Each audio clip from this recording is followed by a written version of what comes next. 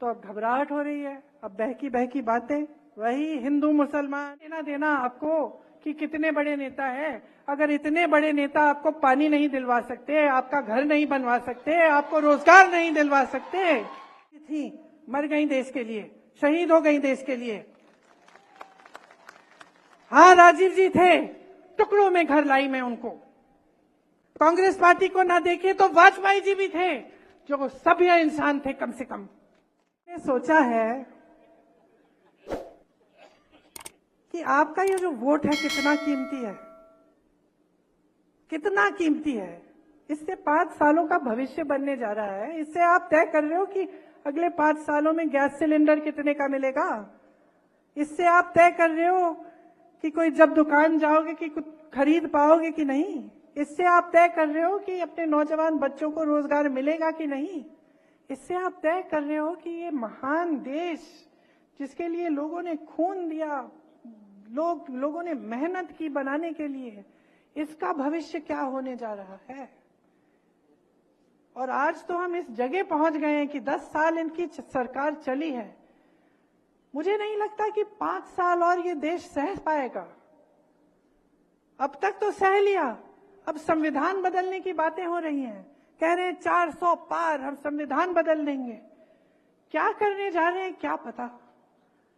आपके सामने तो एक काम की बात नहीं करते, एक बार आपके रोजगार की बात नहीं करते, एक बार महंगाई की बात नहीं करते, एक बार स्वास्थ्य सुविधाएं की बात नहीं करते, एक बार आपके बच्चों को कैसे शिक्षित करेंगे ये नहीं करते। 70 साल में कुछ नहीं हुआ। बस पूछिए ना इनसे, आईआईटी किसने बनाई?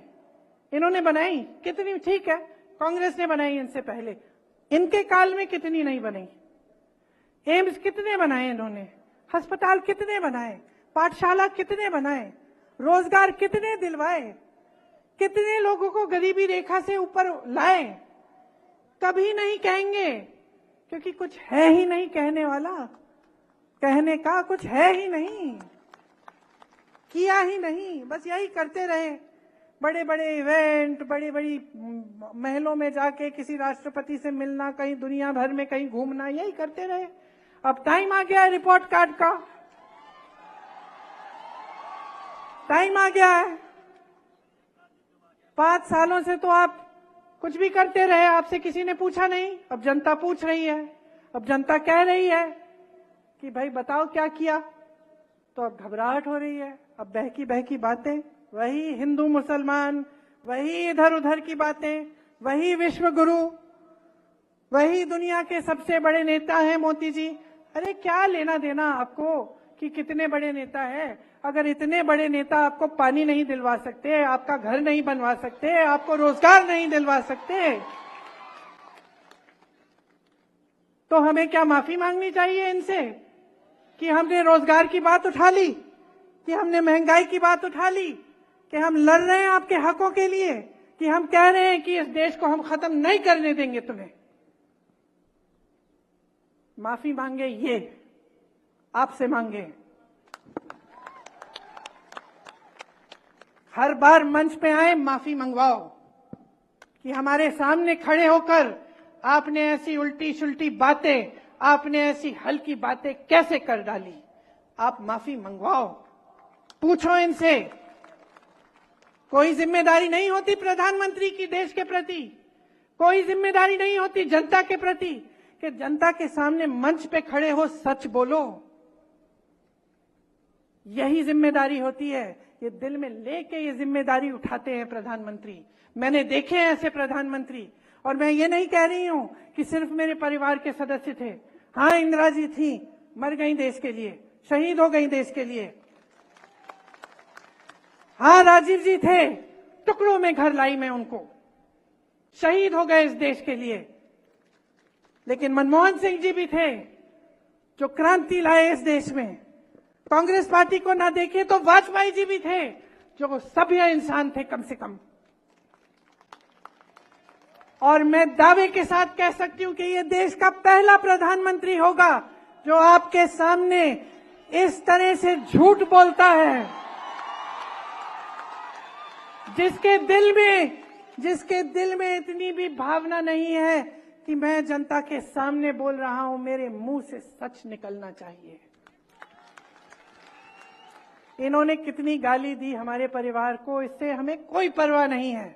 किसी को नहीं छोड़ा, मां को नहीं छोड़ा, पिता को नहीं छोड़ा, दादी को नहीं छोड़ा, दादा को नहीं छोड़ा, परदादा को नहीं छोड़ा, भाई को नहीं छोड़ा, पति को नहीं छोड़ा, कोई बात नहीं करते रहे। 56 इंच का इनका सीना नहीं है, इनका सीना नहीं है, लोहे के सीने हैं हमारे। करते रहे, लेकिन देश के सामने इस तरह के झूठ बोलना, इस स्तर पे आना देश के सामने कि कोई राजनीतिक दल आके एक्सरे लेकर आपके घर में घुस के, मतलब मजाक की बात है। तो मैं सिर्फ एक आग्रह करने आई हूं आपसे कि इस बार जो आपका वोट है ना, वो किसी नेता के पक्ष में नहीं, किसी पार्टी के पक्ष में नहीं, ये वोट आपका वोट है। अपने देश को दो, इंडिया को दो। गठबंधन का नाम भी इंडिया है, लेकिन आप सोचिए, ये आपका देश है, ये आपका देश है। अपने देश को अपने दिल में रखो, समझो कि आज वो पल आ गया है कि आपको अपने आगे देखना है।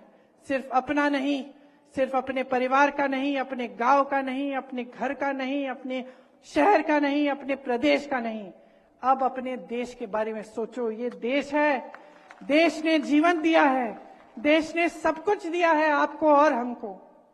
ये जो वोट है इतना कीमती है, इसको। आपको यह खबर कैसी लगी हमें कमेंट्स में ज़रूर बताएं। वीडियो अच्छी लगी हो तो लाइक ज़रूर करें।